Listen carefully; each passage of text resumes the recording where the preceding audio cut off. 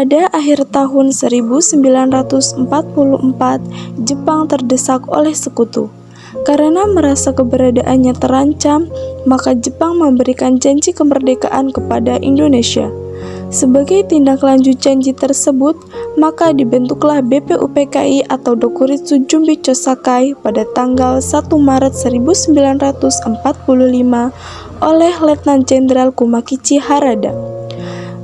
Tujuannya adalah untuk mempelajari dan menyelidiki hal-hal penting yang berkaitan tentang pembentukan negara Indonesia merdeka. Dr. Rajiman Widyodiningrat dilantik sebagai ketua dan sebagai wakilnya adalah Ichibangase Yoshio dari Jepang dan Suroso dari Indonesia. BPUPKI pun mengadakan sidang pertama pada tanggal 29 Mei sampai 1 Juni 1945 dengan agenda merumuskan dasar negara Indonesia merdeka. Sidang pertama bertempat di Gedung Chuo-Sang-in atau Gedung Pancasila yang dihadiri oleh ketua dan wakil serta anggota BPUPKI yang berjumlah 67 orang.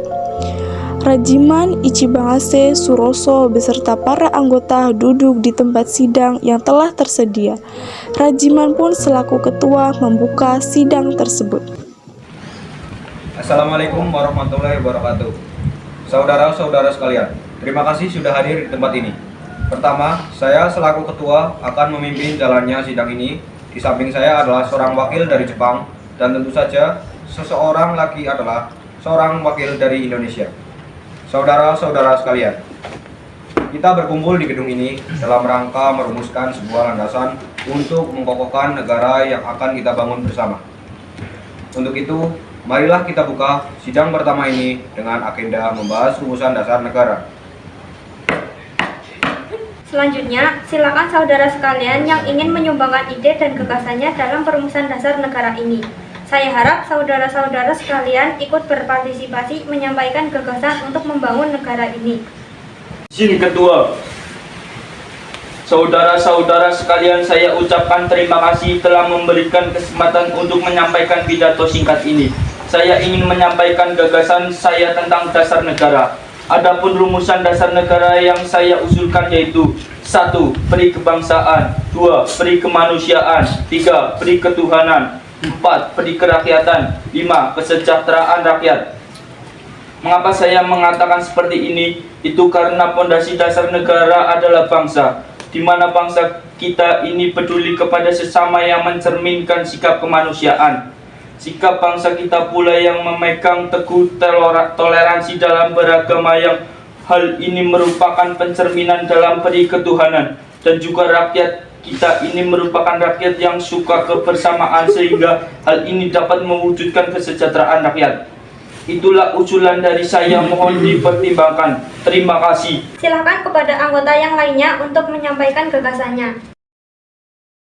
Terima kasih kepada ketua beserta wakil yang telah memberikan kesempatan pada saya untuk menyampaikan pandangan saya tentang dasar negara. Adapun rumusan yang saya usulkan diantaranya: 1. Persatuan, 2. Kekeluargaan, 3. Keseimbangan lahir dan batin, 4. Musyawarah, 5. Keadilan rakyat. Demikian gagasan yang saya sampaikan. Mohon untuk dipertimbangkan. Terima kasih. Silakan anggota lain untuk menyampaikan gagasan tentang dasar negara. Saudara-saudara sekalian, setelah memikirkan ini semalaman, saya berpendapat bahwa dasar negara kita harus berdasarkan kepada 1. Kebangsaan Indonesia, 2. Internasionalisme atau peri kemanusiaan, 3. Mufakat atau demokrasi, 4. Kesejahteraan sosial, dan 5. Ketuhanan yang berkebudayaan.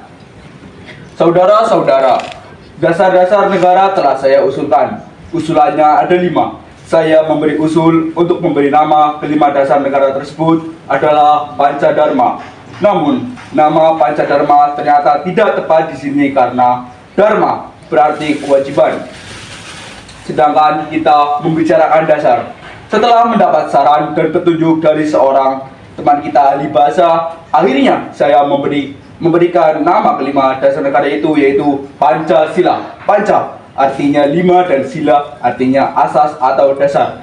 Di atas kelima dasar itulah kita mendirikan negara Indonesia kekal dan abadi. Barangkali ada saudara-saudara yang tidak suka akan bilangan yang 5 itu. Saya boleh peras sehingga tinggal 3 saja disebut Trisila atau sosio-nasionalisme, sosio-demokrati, dan ketuhanan. Dan jika saya peras lagi menjadi 1, maka dinamakan sosio-nasionalisme. Apakah saudara kalian setuju dengan usulan saya? Silakan kemukakan pendapat Anda. Terima kasih. Itulah rumusan menurut saya. Bagaimana Pak Ketua? Apakah usulan nama Pancasila atau Trisila bisa diterima? Baiklah, silakan kepada para hadirin anggota sidang untuk menyampaikan pendapat tentang usulan nama Pancasila yang disampaikan oleh Pak Insinyur Soekarno. Izin Ketua. Saya selaku perwakilan dari anggota sidang menyatakan setuju dengan nama Pancasila yang disampaikan oleh Bapak Soekarno.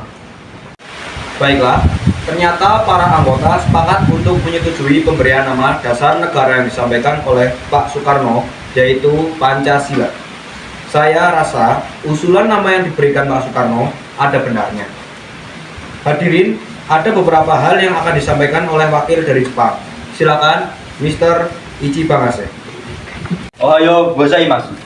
Selamat siang hadirin. Saya menyaksikan jalannya sidang dari awal hingga akhir dan menyimak beberapa usulan yang telah disampaikan oleh para anggota sidang. Saya hanya ingin menyampaikan setuju dengan hasil rumusan tersebut yang selanjutnya akan dipertegas lagi oleh ketua sidang. Hanya itu saja yang dapat saya katakan. Terima kasih. Arigato gozaimasu. Terima kasih kepada Mr. Ichi Bangse yang telah menyampaikan sambutan sebagai perwakilan dari Jepang. Saudara-saudara sekalian, tadi kita sudah menyimak bagaimana pandangan tentang dasar negara yang telah disampaikan oleh Mr. Muhammad Yamin dan Dr. Andes Supomo dan juga Insinyur Soekarno. Nama dasar negara pun sudah kita sepakati, yaitu Pancasila. Namun, mengenai rumusan resmi dasar negara Pancasila tersebut akan dibahas lebih lanjut oleh Panitia 9.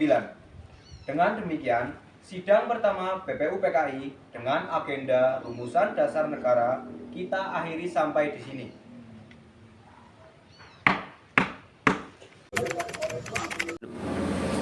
Setelah BPU PKI dibentuk pada 1 Maret 1945 dan dilantik pada 28 Mei 1945, kita harus melaksanakan tugas dengan baik.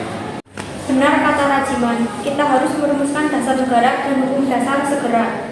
Pula, Jepang telah menjanjikan kemerdekaan pada 7 September 1944 dan 29 Mei 1945 Suroso. Benar Maramis, walaupun pada sidang 1 lalu Muhammad Yamin, Mr. Supomo, dan Insinyur Soekarno telah mengusulkan pendapat akan dasar negara, kita harus membuat kesepakatan akhir. Ya, Suroso, seperti usulan asas dasar negara Bangsa Republik Indonesia oleh Muhammad Yamin pada 29 Mei 1945. Bagaimana isinya Muhammad Yamin? Begini Soekarno: 1. Peri kebangsaan. 2. Peri kemanusiaan. 3. Peri ketuhanan. 4. Peri kerakyatan. 5. Kesejahteraan rakyat.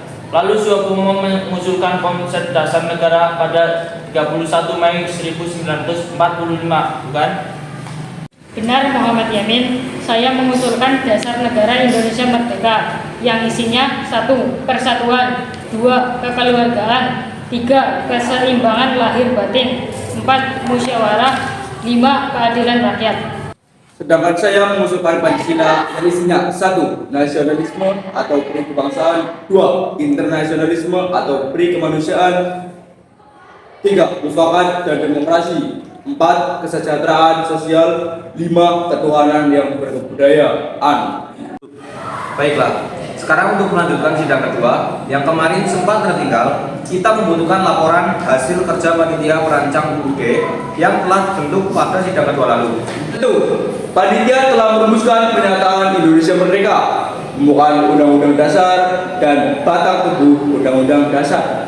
Ya, pembukaan Undang-Undang Dasar diambil dari Piagam Jakarta yang telah dirumuskan oleh Panitia 9 dengan sedikit perubahan. Ya Maramis, sedangkan batang tubuh Undang-Undang Dasar dirumuskan oleh panitia kecil perancang Undang-Undang Dasar. Benar. Lalu konsep batang tubuh disempurnakan oleh panitia penghalus bahasa. Panitia perancang Undang-Undang Dasar telah menjalankan tugas dengan baik sekarang. Bagaimana keputusan akhir kita?